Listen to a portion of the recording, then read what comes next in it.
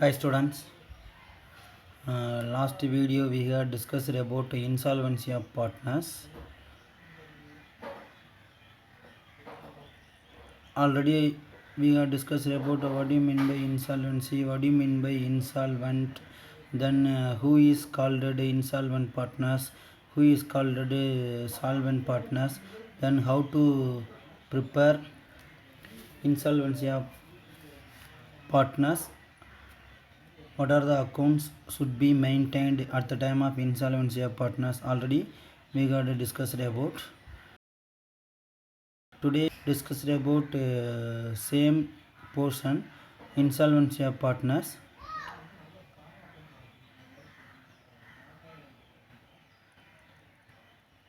Already I told to you, at the time of insolvency of partners there are two methods of accounting treatment are involved.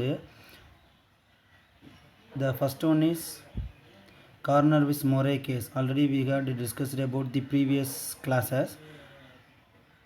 Today we are going to discuss about the insolvency of partners piecemeal distributions. This is the second method of insolvency of partners accounting methods.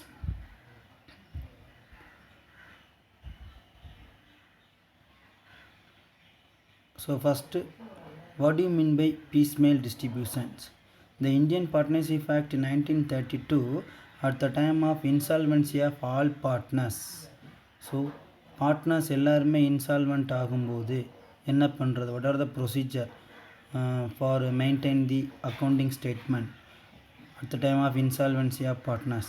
So அந்த டைமிங்கில் என்ன பண்ண போகிறோம் அப்படின்றதை தான் இந்த பீஸ்மேல் distribution அப்படின்ற ஒரு சிஸ்டத்தை வந்து இந்தியன் பார்ட்னர்ஷிப் ஆக்ட் 1932 வந்து இன்ட்ரடியூஸ் பண்ணியிருக்காங்க. Okay, let us I explain what do you mean by piecemeal distribution. piecemeal distribution அப்படின்னா என்ன அப்படின்றத பார்ப்போம். While solving various problems on dissolution of partnership firm, it has been assumed that all the assets are realized immediately on the date of dissolution and the liabilities are paid off on the same date. அதாவது என்ன சொல்லியிருக்காங்கன்னா, நம்ம டிசொல்யூஷனில் நிறையா problems solve பண்ணியிருக்கோம். அதில் வந்துட்டு அசட்டை realise பண்ணுறோம். அந்த அசட்டை ரியலைஸ் பண்ணி வரக்கூடிய கேஷை வச்சு இம்மீடியட்டாக லைபிலிட்டிஸை பே பண்ணுறோம். But in actual practice, it seldom happens. The assets are sold gradually to realize the best price for them. So இந்த மாதிரி நம்ம பண்ணும்போது என்ன ஆகும் அப்படின்னா, இப்போ அந்த என்னைக்கு நம்ம இன்சால்வெண்ட், அதாவது என்னைக்கு டேட்டில் டிசொல்யூஷன் பண்ணுறோமோ அன்னைக்கு டேட்டில் அசட்ஸ் எல்லாத்தையுமே சேல்ஸ் பண்ண முடியாது.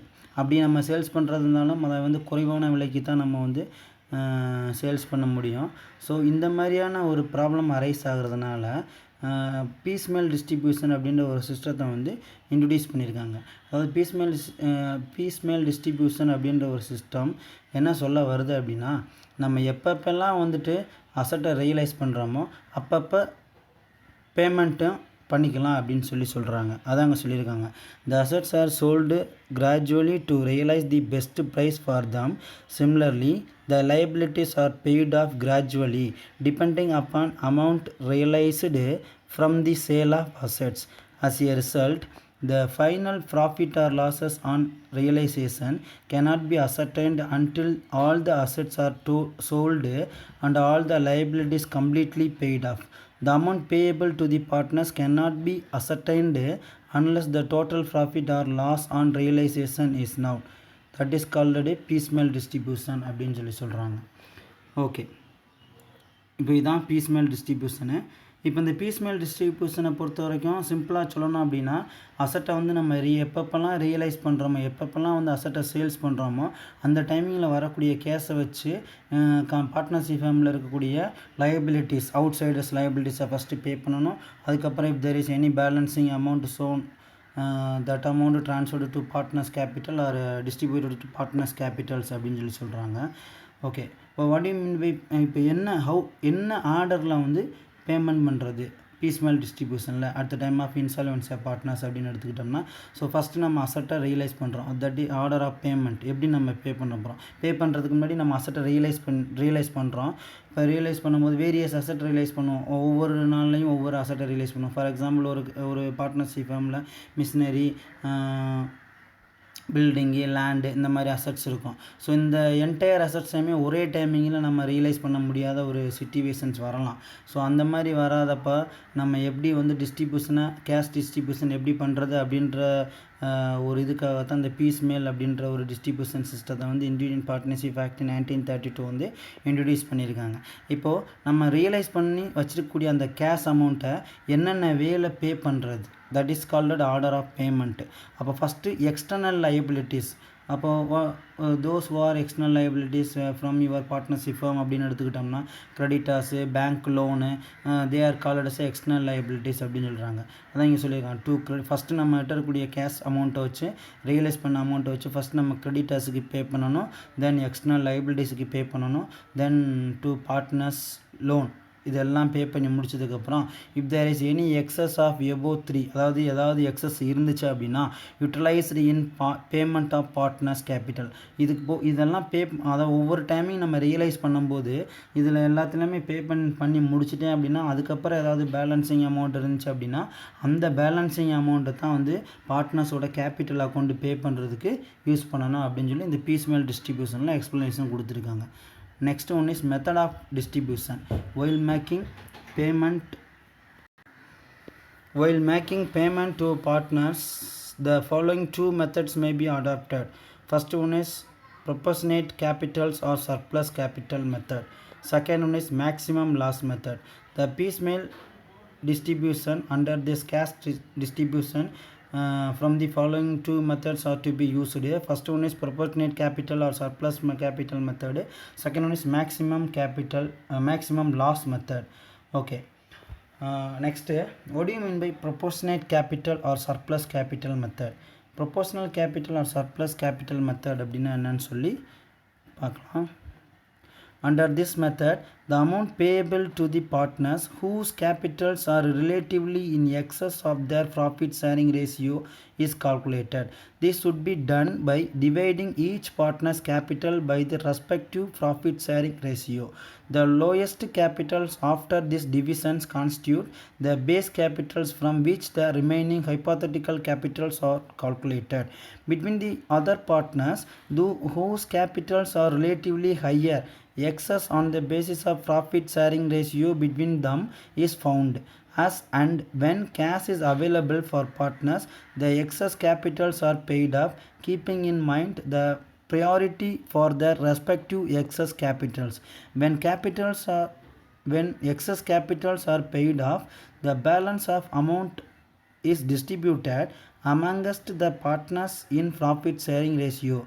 When all the realization have been distributed, then unpaid balance of capital will represent loss on realization. அதாவது கேபிட்டல்ஸில் இருக்கக்கூடிய விகிதாச்சார முறையில் நம்ம டிஸ்ட்ரிபியூஷன் கேஷ் டிஸ்ட்ரிபியூஷன் பண்ணணும் அப்படின்னா that is called proportionate capitals method அப்படின்னு சொல்கிறாங்க. ஸோ ஃபஸ்ட்டு இந்த மெத்தட்ஸில் அக்கௌண்டிங் ஸ்டேட்மெண்ட் ப்ரிப்பேர் பண்ணணும் அப்படின்னா first you have to calculate the statement showing surplus of capital. எந்த பார்ட்னர்ஸ்க்கு சர்ப்ளஸ் ஆஃப் கேபிட்டல்ஸ் வருது அப்படின்றத நம்ம செக் பண்ணணும். Then after that distribute the cash of this proportionate capitals or surplus capital methods. அப்போ first you should find out the excess capitals என்னன்றதை நம்ம இங்கே கண்டுபிடிக்கணும்.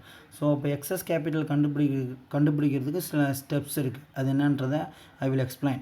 To find out the excess capital, the following steps are needed.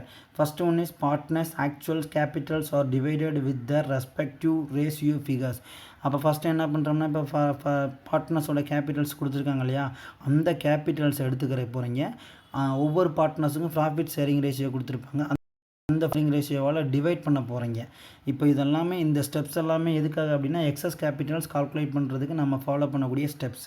அப்போ first take actual capitals are divided with their respective profit sharing ratio figures.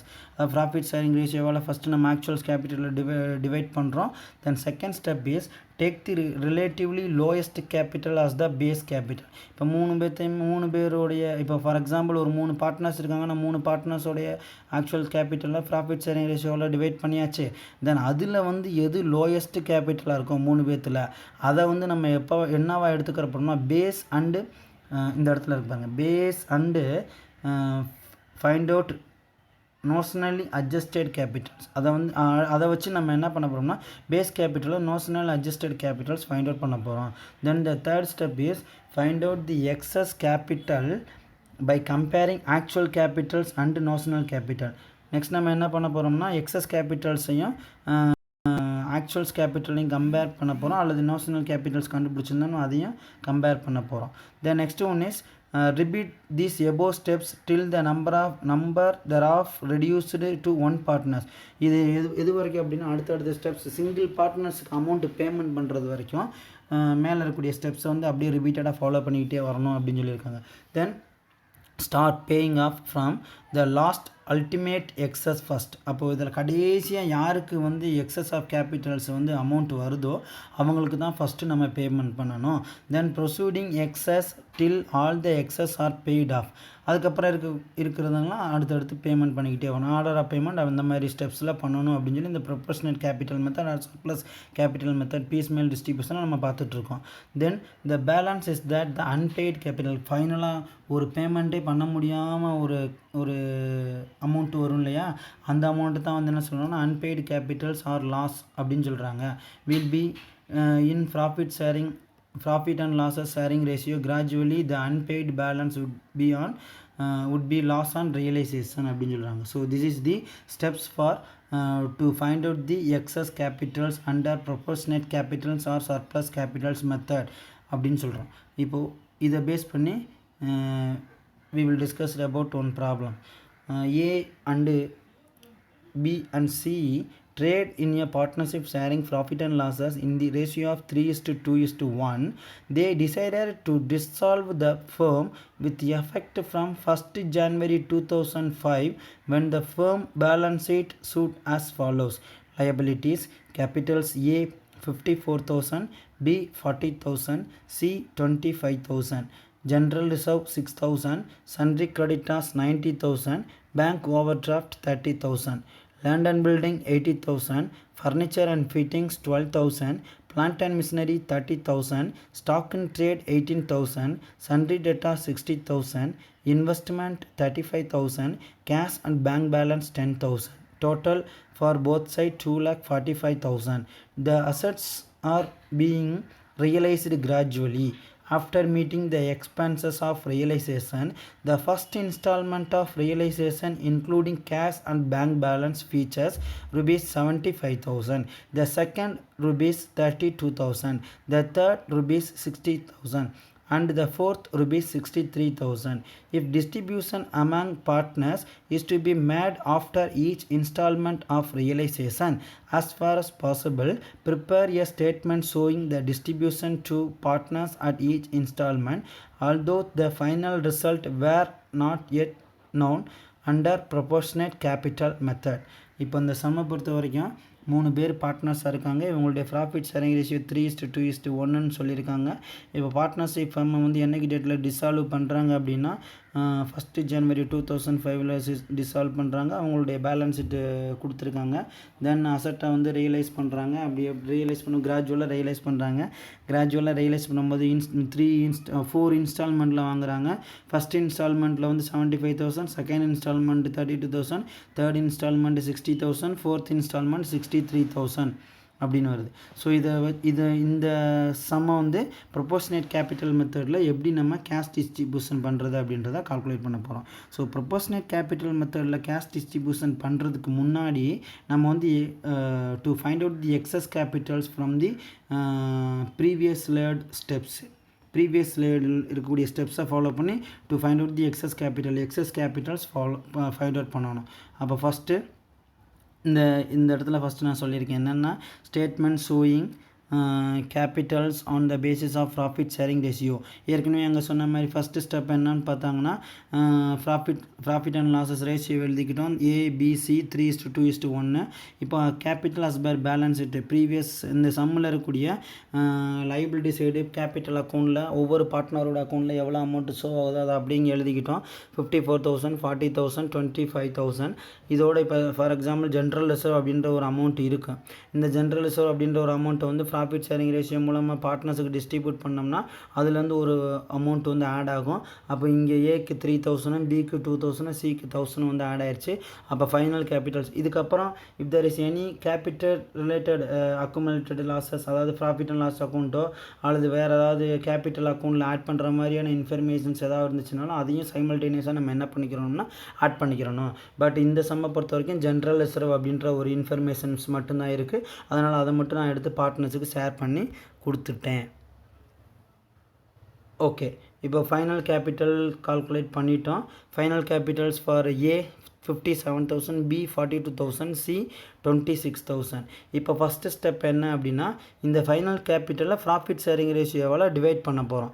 அதை இங்கே divide பண்ணியிருக்காங்க. 57,000 divided 3 19,000 வருது. 42,000 divided 2 21,000. தென் 26,000 divided 1 26,000 வருது. இப்போது இதில் லோயஸ்ட் கேபிட்டல்ஸ் அப்படின்னு அதான் ப்ரொபோர்ஷனேட் கேபிட்டல்ஸ் கால்குலேட் பண்ண போகிறோம். ப்ரொபோர்ஷனேட் கேபிட்டல்ஸில் ஆர் நோஷனல் கேபிட்டல்ஸில் லோயஸ்ட் கேபிட்டலை பேஸ் பண்ணி நம்ம என்ன பண்ண போகிறோம்னா ப்ரொபோர்ஷனேட் கேபிட்டல்ஸ் கால்குலேட் பண்ண போகிறோம். இப்போ இதில் யாரோட கேபிட்டல்ஸ் வந்து லோயஸ்ட் கேபிட்டலாக இருக்குது அப்படின்னா ஏயோட கேபிட்டல். பிகாஸ் இதை மூணையும் கம்பேர் பண்ணும்போது ஏயில் தான் எவ்வளோ வருதுன்னா 19,000 வருது சார். அப்போது take as capital as base. இப்போ ஏயோட கேபிட்டலாக பேஸாக நம்ம எடுத்துக்கிற போகிறோம்.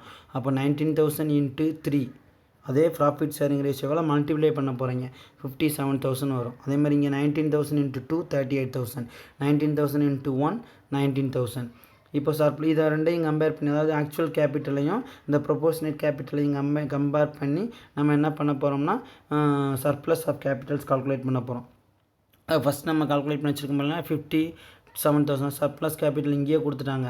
காலம் நம்பர் 3லேருந்து காலம் நம்பர் 5 மைனஸ் பண்ணிங்கன்னா நம்மளுக்கு சர்ப்ளஸ் கேபிட்டல்ஸ் கிடைக்கும். இப்போ இங்கே ஏயை பொறுத்த வரைக்கும் எவ்வளோ இருக்குது அப்படின்னா 57,000 இருக்குது. பிஏ பொறுத்த வரைக்கும் எவ்வளோ இருக்குது அப்படின்னா அது ஏயை பொறுத்த வரைக்கும் 57,000 for final capital. Then proportionate capital for A 57,000. therefore the surplus of capitals nil. Then P point of view the final capitals amount was rupees 42,000 and then proportionate capitals was rupees 38,000. You have to compare the final capital less proportionate capital. The balancing amount was rupees 4,000. இப்போ இங்கே 4,000 surplus கிடைக்குது. Okay, next C. இப்போ சியை பொறுத்த வரைக்கும் சியோட final Capitals 26,000. தென் சியோட ப்ரொபோர்ஷனஸ் capital வந்து 19,000. So 26,000 minus 19,000 equal to 7,000 அப்படின்னு சொல்கிறாங்க. இப்போ நெக்ஸ்ட்டு நம்ம என்ன பண்ண போகிறோம்னா மறுபடியும் ரிப்பீட்டடாக வந்து ப்ரொபோர்ஷனேட் கேபிட்டல்ஸ் கால்குலேட் பண்ண போகிறோம். இப்போ இது ரெண்டில் எது லோயஸ்ட் கேபிட்டல்ஸ்னு பார்த்தோம்னா இப்போ இங்கே பிக்கு நேரம் 4,000 இருக்குது, சிக்கு நேரம் 7,000 இருக்குது surplus of excess of capitals. அப்போ இது ரெண்டில் எது லோயஸ்ட் அமௌண்ட்டு? இந்த 4,000 தான் லோயஸ்ட் அமௌண்ட்டு. இந்த 4,000 இந்த ப்ராஃபிட் ஷேரிங் ரேஷியோவால் டிவைட் பண்ணோம்னா என்ன வரும்? 2,000 வரும். அப்போ proportionate Capitals B and C taking B as the basic is that rupees 2,000 per share of profit. அப்போ 2,000 × 2,000 எப்படி வந்துச்சுன்னா 4,000. இந்த இடத்துல 4,000 டிவைடட் அதாவது இந்த இடத்துல பண்ணியிருக்கோம் பார்த்தீங்களா 42,000 டிவைடட் 2. அதே மாதிரி இங்கே 4,000 டிவைடட் 2 போட்டோம்னா என்ன வரும் அப்படின்னா 2,000 வரும். அப்போ 2,000 × 2 4,000. தென் 2,000 × 1 2,000.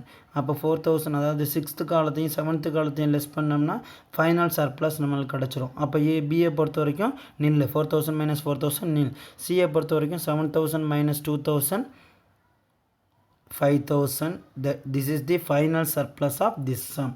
அப்போது இது வந்து ப்ரொபோர்ஷனேட் கேபிட்டல்ஸ் மெத்தடில் நம்ம டிஸ்ட்ரிபியூஷன் ஆஃப் கேஷ் ஸ்டேட்மெண்ட் போகிறதுக்கு முன்னாடி இந்த surplus capitals or excess capitals profit sharing ratio மூலமாக நம்ம கண்டுபிடிக்கணும்.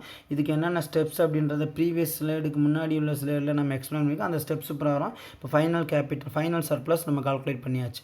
இப்போது டிஸ்ட்ரிபியூஷன் சம்மரி எப்படி பண்ணுறது அப்படின்றத நெக்ஸ்ட் ஸ்லைடில் பார்க்கலாம்.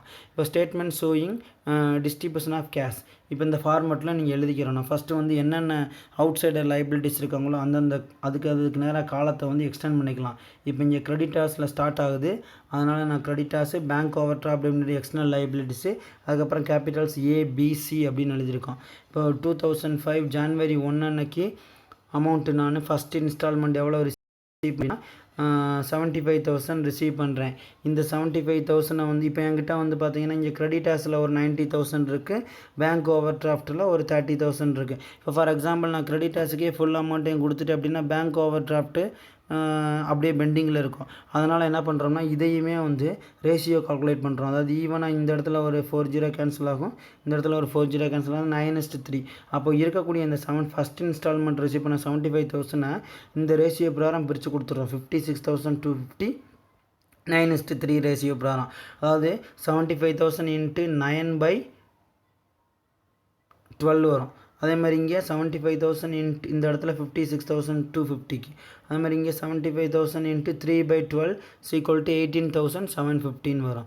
தென் நெக்ஸ்ட்டு அப்படியே ஒரு கோடை போட்டுறீங்க. அதுலேருந்து இப்போ பேலன்ஸ் பண்ணுறீங்க. 19,000 - 50, அதாவது கிரெடிட்டாஸ் டோட்டலாக 90,000 இருந்துச்சு. இந்த 90,000லேருந்து 56,250 லெஸ் பண்ணோம்னா 33,750. அதே மாதிரி பேங்க் ஓவர் டிராஃப்ட் 30,000லேருந்து 18,750 லெஸ் பண்ணோம்னா 11,250. கேபிட்டல்ஸ் 50 அப்படியே தான் இருக்குது. 57,000, 42,000, 26,000 அப்படியே கீழே கொண்டு வந்துடுறோம். Next second instalment amount 32,000 receive பண்ணுறோம். அந்த 32,000மே எப்படி பே பண்ண போகிறோம்னா அதே 9:3 அப்படின்ற ஒரு ரேஷியோவிலே பே பண்ணிடுறோம். அப்படி பே பண்ணோம்னா எவ்வளோ வருதுன்னா 24,000, 8,000 வருது. இப்போ பேலன்ஸ் பண்ணிங்கன்னா அப்படின்னா 9,750, 3,250, 57,000, 42,000, 26,000. Then the amount received on third instalment amount எவ்வளோ இருக்குது? 60,000 இருக்குது. இப்போ இந்த அவுட் ஆஃப் 60,000ல் ஃபஸ்ட்டு நம்ம யாருக்கு கொடுக்கணும்? இன்னும் கிரெடிட்டாஸும் பேங்க் ஓவர் டிராஃப்ட்டும் பெண்டிங் இருக்குது. ரெண்டையும் ஆட் பண்ணால் எவ்வளோ அமௌண்ட் வருதுன்னு பாருங்கள். ரெண்டையும் ஆட் பண்ணிங்கன்னா 13,000 வருது. அப்போ 13,000ல் அந்தந்த அமௌண்ட்டை அப்படியே இங்கே ரேஷியோ ஃபாலோ பண்ணுவோம்னா ஏன்னா கம்மியான அமௌண்ட் அப்படின்றதுனால நம்மகிட்ட எக்ஸஸ் ஆஃப் கேஷ் இருக்குன்றதுனால அப்படியே கொடுத்துடலாம். 9,750, 3,250 அப்படின்னு சொல்லி. ஸோ இப்போ கொடுத்தாச்சு. அதுக்கப்புறம் அப்படியே பேலன்ஸ் பண்ணுறீங்க. பேலன்ஸ் பண்ணிங்கன்னா 50 இன்னும் ரிமைனிங் இருக்கிறது வந்து கேபிட்டல்ஸ் ஏபிசி மட்டும்தான் இருக்குது. அதையும் பேலன்ஸ் பண்ணிடுறோம். தென் இப்போ 60,000ல் 13,000 கிரெடிட்டாஸுக்கும் பேங்க் ஓவர் டிராஃப்ட்டுக்கும் பேமெண்ட் பண்ணிட்டோம். தென் நெக்ஸ்ட்டு பேலன்ஸ் எவ்வளோ இருக்குன்னா 47,000. இந்த அவுட் ஆஃப் 47,000ல் ஃபஸ்ட்டு நம்ம யாருக்கு பே பண்ணோம் அப்படின்னா சிக்கு தான் ஃபஸ்ட்டு நம்ம பே பண்ணணும். பிகாஸ் சியோட ஃபைனல் சர்ப்ளஸ் எவ்வளோ இருக்குன்னா 5,000 இருக்குது. அப்போ 47,000 - 5,000 சிக்கு நேரம் பேமெண்ட் பண்ணியாச்சு சார். நெக்ஸ்ட்டு 47,000 - 5,000ல் எவ்வளோ இருக்குதுன்னு பார்த்தீங்கன்னா 42,000. இந்த 42,000மே அடுத்த கேட்டகரி, அதாவது லாஸ்ட் ஸ்டெப்புக்கு முன்னாடி, அதை நம்ம எக்ஸஸ் ஆஃப் கேபிட்டல்ஸ் கால்குலேட் பண்ணும்போது கால்குலேட் பண்ணாலே லாஸ்ட் ஸ்டெப்புக்கு முன்னாடி வந்து பிக்கும் சிக்கு நேரம் எவ்வளோ இருந்துச்சுன்னா 4,000, 2,000 இருந்துச்சு. ஸோ அந்த 42,000லேருந்து ஒரு 6,000 பிசிக்கு கொடுக்கக்கூடிய செகண்ட் சர்ப்ளஸை வந்து பேமெண்ட் பண்ணோம்னா 4,000, 2,000 பேமெண்ட் பண்ணி முடிச்சிடுறீங்க. தென் 42,000 - 6,000னா இன்னமும் தேர்ட் இன்ஸ்டால்மெண்ட்டில் எவ்வளோ பேலன்ஸ் இருக்குன்னா 36,000 பேலன்ஸ் இருக்குது. இந்த 36,000 இதுக்கு மேலே போனீங்கன்னா 3 பேருக்குமே பிரித்து கொடுக்குற மாதிரி தான் இருக்கும். அப்போ 3:2:1 ரேஷியோவில் பிரித்து கொடுத்துறப்பறம் அப்போ 36,000 × 3/6 18,000 வரும். 36,000 × 2/6 12,000 வரும். அதே மாதிரி 36,000 × 1/6 6,000 வரும் அப்படின்னு சொல்கிறோம். இப்போ நெக்ஸ்ட்டு பேலன்ஸ் கால்குலேட் பண்ணோம்னா கிரெடிட்டாஸுக்கோ பேங்க் ஓவர் டிராஃப்ட்டுக்கோ நில் வந்துடும். அடுத்தது வந்து கேபிட்டல்ஸ் பேலன்ஸ் அமௌண்ட் எவ்வளோ இருக்குன்னு பார்த்தீங்கன்னா 39,000, 26,000, 13,000 இருக்குது. இப்போ ஃபோர்த் இன்ஸ்டால்மெண்ட் மணி ரிசீவ் பண்ணுறோம். அப்போ ஃபோர்த் இன்ஸ்டால்மெண்ட் மணி ரிசீவ் பண்ணும்போது ஆல்ரெடி நம்ம ப்ராஃபிட் ஷேரிங் ரேஷியோ மூலமாக அப்படியே டிஸ்ட்ரிபியூட் பண்ணிட வேண்டியதான். ப்ராஃபிட் ஷேரிங் 3:2:1, அதாவது 63,000 ரிசீவ் பண்ணால் 63,000மே பேமெண்ட் பண்ணி முடிச்சிடும். அப்போது 63,000 × 3/6னா 31,500. 63,000 × 2/6 அப்படின்னா 21,000. அதே மாதிரி 63,000 இன்ட்டு 1/6 10,500. இப்போது லாஸ்ட்டு பேலன்ஸ்லேருந்து இப்போ லாஸ்ட்டாக நம்ம பே பண்ண பேலன்ஸை கழிச்சோம்னா வரக்கூடிய ஆன்சர் தான் வந்து என்னென்னா sir unpaid amount or unpaid loss அப்படின்னு சொல்கிறோம். அப்போது கடைசியில் டிசல்யூஷன் பண்ணதுக்கப்புறம் இன்னும் ஏவோட அக்கௌண்ட்டில் எவ்வளோ லாஸ் இருக்குது 7,500 அவருக்கு நம்மளால் கொடுக்க முடியல. அதுக்கு மேலே நம்மகிட்ட என்ன இல்லை கேஷ் இல்லை. ஸோ ஃபைனலாக வரக்கூடிய இந்த நெட் ரிசல்ட்டுக்கு நம்ம என்ன நேம் கொடுக்க போகிறோம் அப்படின்னா unpaid loss or unpaid amount அப்படின்னு சொல்லி கொடுக்க போகிறோம் ஆர் அன்பெய்ட் பேலன்ஸ் அப்படின்னு சொல்லி கொடுக்க போகிறோம். ஸோ இது வந்து proportionate Capitals method or surplus Capitals method அப்படின்னு சொல்லுவாங்க. இப்போ பீஸ்மேல் டிஸ்ட்ரிபியூஷனை பொறுத்த வரைக்கும் ஃபஸ்ட்டு மெத்தடை பற்றி எக்ஸ்பிளைன் பண்ணி அதுக்குரிய சம்ஸ் பார்த்துட்டோம். செகண்ட் மெத்தட் என்னன்னு பார்த்தீங்கன்னா மேக்ஸிமம் லாஸ் மெத்தட் அப்படின்னு சொல்லுவாங்க. அப்போ மேக்ஸிமம் லாஸ் மெத்தட் அப்படின்னு எடுத்துக்கிட்டோம்னா first what do you mean by maximum loss method? Under this method it is assumed that at each stage of realization of assets the remaining unrealized assets are worthless. In other words, at every stage of realization it is presumed that there would be no further realization. By comparing the total amounts due to the partners as capitals with the amount available, the maximum loss can be ascertained. The maximum loss is calculated at every stage of realization and distribution among the partners in their profit sharing ratio. அப்போ இந்த maximum loss மெத்தடை பொறுத்த வரைக்கும் இப்போ நம்ம realise பண்ணும்போது ஒவ்வொரு stage by ஸ்டேஜாக தான் ரியலைஸ் பண்ணிட்டு வரோம் அசட்ஸை. அப்படி ரியலைஸ் பண்ணும்போது என்னென்னா ஃபர்தர் ரியலைசேஷன் இல்லை அப்படின்னாலும் அதையும் நம்ம அப்படியே கால்குலேஷனுக்கு எடுத்துக்கிற போகிறோம். பை கம்பேரிங் த டோட்டல் இப்போ அடுத்த இந்த மேக்ஸிமம் லாஸ் மெத்தடை பொறுத்த வரைக்கும் நம்ம டிஸ்ட்ரிபியூஷன் எப்படி வரும்னா to find out the maximum loss அங்கே வந்து சர்ப்ளஸ் கேபிட்டல் கால்குலேட் பண்ணோம் இல்லையா, அதே மாதிரி இங்கே நம்ம என்ன பண்ணுற போகிறோம்னா மேக்ஸிமம் லாஸ் கால்குலேட் பண்ணி அந்த மேக்ஸிமம் லாஸை பேஸ் பண்ணியே டிஸ்ட்ரிபியூஷன் இருந்துச்சு அப்படின்னா that is called maximum loss method அப்படின்னு சொல்கிறாங்க. அப்போ ஃபஸ்ட்டு நம்ம அசட்டை ரியலைஸ் பண்ணுறோம். தென் அசட்டை ரியலைஸ் பண்ணோன்னே by comparing the total amounts due to the partners capital. இப்போ பார்ட்னர்ஸோட கேபிட்டல்ஸுக்கு எவ்வளோ அமௌண்ட்டு பே பண்ணணும் அப்படின்றத நம்ம செக் பண்ண போகிறோம். With the amount available, then the maximum loss can be ascertained. maximum loss calculate பண்ண போகிறோம். the maximum loss is calculated at every stage. ஒவ்வொரு ஸ்டேஜ் ஆஃப் ரியலைசேஷன்லையும் நம்ம என்ன பண்ணணும், டிஸ்ட்ரிபியூஷனுக்கு முன்னாடி மேக்ஸிமம் லாஸ் கால்குலேட் பண்ணணும், அதுக்கப்புறமா தான் டிஸ்ட்ரிபியூஷனை பண்ணணும். So and distributed among the partners their profit sharing ratio. the balance left on capital accounts will be amount payable to the partners. இப்போ அதில் மேக்ஸிமம் லாஸ்லேருந்து கழிச்சு வர்ற அமௌண்ட்டு தான் நம்ம வந்து பார்ட்னர்ஸுக்கு பேமெண்ட் பண்ண ஒரு அமௌண்ட்டாக அசீவ் பண்ண போகிறோம் அப்படின்னு சொல்லியிருக்காங்க. ஸோ இதுக்கும் ஒரு எக்ஸாம்பிள் சம் இந்த கிளாஸில் வச்சுருக்கோம், இந்த ஸ்லைடில் வச்சுருக்கோம். இப்போ இதில் வந்து பார்த்தீங்கன்னா first the following is the balance sheet of Mrs. A and B and C who share profit and losses in the ratio of 2:2:1. Liabilities sundry creditors 1,05,000, capitals A 1,05,000, B 84,000, C 28,000, 2,17,000. Asset cash in hand 14,000, sundry debtors 84,000, stock 1,54,000, furniture and fixtures 70,000. Total for both sides 3,22,000. The firm was dissolved and the assets were realized gradually. Rupees 70,000 were received once, rupees 1,05,000 another time, and rupees 63,000 finally. So how each installment is to be distributed in maximum loss method? But from in this sum totally 3 partners are available. The profit sharing ratio was 2:1. Their balance sheet was given below. balance sheet கொடுத்துருக்காங்க. இப்போ first நம்ம அசட்டை கிராஜுவலாக realise பண்ணுறோம். அப்படி realise பண்ணது first instalment 70,000 receive பண்ணுறோம், second instalment 1,05,000 receive பண்ணுறோம், தேர்ட் இன்ஸ்டால்மெண்ட்டு 63,000 ரிசீவ் பண்ணுறீங்க. இப்போ இந்த எந்த மெத்தடில் நம்ம டிஸ்ட்ரிபியூஷன் சம்மரி இருக்க போகுது அப்படின்னா மேக்ஸிமம் லாஸ் மெத்தடில் டிஸ்ட்ரிபியூஷன் ஸ்டேட்மெண்ட் இருக்க போகுது. ஸோ ஃபஸ்ட்டு நம்ம இந்த மெத்தடை பொறுத்த வரைக்கும் டைரெக்டாக சம்குள்ளே போயிடலாம். இப்போ டிஸ்ட்ரிபியூஷன் ஆஃப் கேஷ். இப்போ இந்த சம்மில் வந்துட்டு எக்ஸ்டர்னல் லைபிலிட்டிஸ் யார், ஒரே ஒருத்தர் மட்டும்தான் எக்ஸ்டர்னல் லைபிலிட்டிஸ் இருக்காங்க. அவங்க வந்து கிரெடிட்டார்ஸ் அப்படின்னு சொல்லியிருக்காங்க, சன்ட்ரி கிரெடிட்டார்ஸ் அப்படின்னு சொல்லியிருக்காங்க. ஸோ அதை பேஸ் பண்ணி காலத்தை வந்து எக்ஸ்டெண்ட் பண்ணிக்கோங்க. Distribution of cash creditors ABC. இப்போ amount due 1,05,000, capitals 1,05,000, B 84,000, C 28,000. இப்போ ஃபஸ்ட்டு கேஷ் இன் ஹேண்ட் நம்மகிட்ட இருக்கக்கூடிய கேஷ் இன் ஹேண்ட் எவ்வளோ இருக்குன்னு பாருங்கள், 14,000 இருக்குது. ஸோ இந்த 14,000 வச்சு ஃபஸ்ட் நம்ம யாருக்கு பே பண்ணிடலாம், ஃபஸ்ட்டு இருக்கக்கூடிய அந்த ஆர்டர் ஆஃப் பேமெண்ட்டில் கிரெடிட்டர்ஸுக்கு பேமெண்ட் பண்ணிடலாம். அப்போ 1,05,000 14,000 போச்சு அப்படின்னா பேலன்ஸ் டியூ கிரெடிட்டர்ஸ் 91,000. பார்ட்னர்ஸ் யாருக்குமே நம்ம கொடுக்கவே இல்லை, அதனால் அப்படியே அந்த பேலன்ஸ் அமௌண்ட்டை கீழே டவுன் பண்ணிடுங்க. இப்போ first instalment money rupees 17,000 was received. The entire 17,000 was paid to creditors. கிரெடிட்டர்ஸுக்கே நம்ம இன்னும் 91,000 கொடுத்துருக்கோம். இப்போ 91,000 கொடுக்க வேண்டியது இருக்குது. இப்போ 70,000 தான் நம்ம ரிசீவ் பண்ணுறோம். ஸோ என்டையர் அமௌண்ட்டையும் கிரெடிட்டர்ஸுக்கு பே பண்ணி முடிச்சிடுறோம். அப்போ 91,000 minus 70,000. Balance amount paid to creditors 21,000, and then balance amount paid to partners 1,05,000 A, 84,000 B, 28,000 C. The second installment cash was rupees 1,05,000. இப்போ செகண்ட் இன்ஸ்டால்மெண்ட் கேஷ் ரிசீவ் பண்ணுறோம். இப்போ ரிசீவ் பண்ணும்போது மட்டும், அதாவது எக்ஸ்டர்னல் லைபிலிட்டிஸ்க்கு பேமெண்ட் பண்ணுறதுக்கு இன்னும் பேலன்ஸ் இருந்துச்சு அப்படின்னா அதை பேமெண்ட் பண்ண போகிறோம். பட் இந்த பேமெண்ட் பண்ணணும். பட் அதுக்கு முன்னாடி இப்போ நம்மகிட்ட எக்ஸ்டர்னல் லைபிலிட்டிஸ் 21,000 தான் இருக்குது கிரெடிட்டார்ஸ். பட் இங்கே கேஷ் வந்து பார்த்திங்கன்னா 1,05,000 இருக்குது. அப்போ இந்த 1,05,000 இம்மீடியட்டாக அந்த 21,000 என்ன பண்ணிடுறோம்னா பேமெண்ட் பண்ணி முடிச்சிடுறோம். அப்போ பேமெண்ட் பண்ணிட்டுனா கிரெடிட்டார்ஸுக்கு நேரம் நில் வந்துடும். தென் பார்ட்னர்ஸ்க்கு மட்டும் ஏக்கு 1,05,000 கொடுக்கணும், பிக்கு 84,000, சிக்கு 28,000 பேலன்ஸ் அமௌண்ட் டியூ. இப்போ தான் நம்ம வந்து இந்த மெத்தடுக்கு உண்டான ஸ்டெப்ஸை வந்து ஃபாலோ பண்ண போகிறோம்.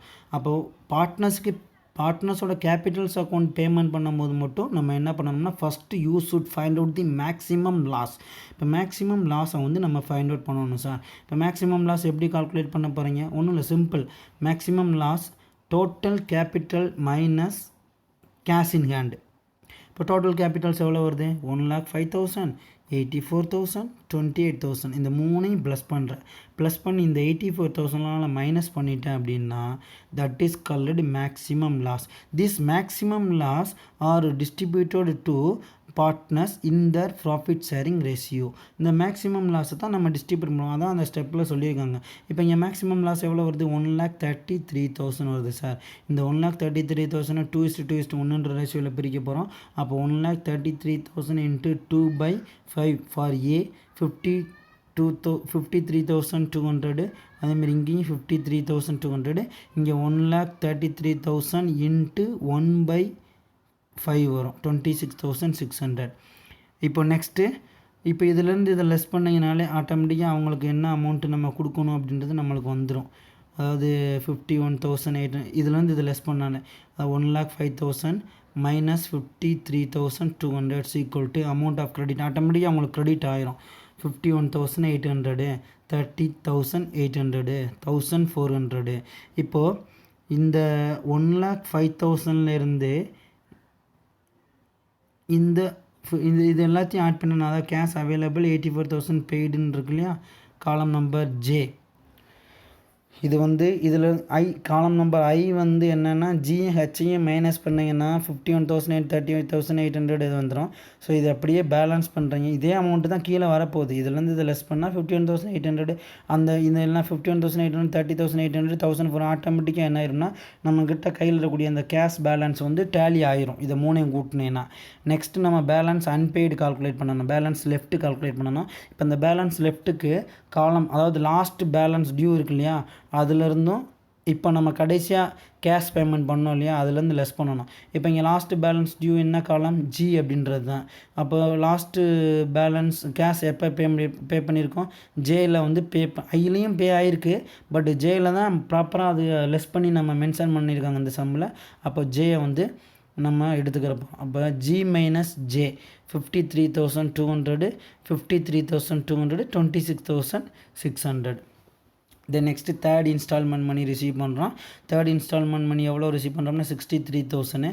இப்போ now you have to find out the maximum loss in this stage. இந்த ஸ்டேஜில் மேக்ஸிமம் லாஸ் கால்குலேட் பண்ணணும். இப்போ எப்படி அதே ப்ரொசீஜர் தான். 53,200 + 53,200 + 26,600 minus 63,000 அப்படின்னு மென்ஷன் பண்ணிட்டேனால டோட்டலாக இங்கே எவ்வளோ வருதுன்னா மேக்ஸிமம் லாஸ் 70,000 வருது.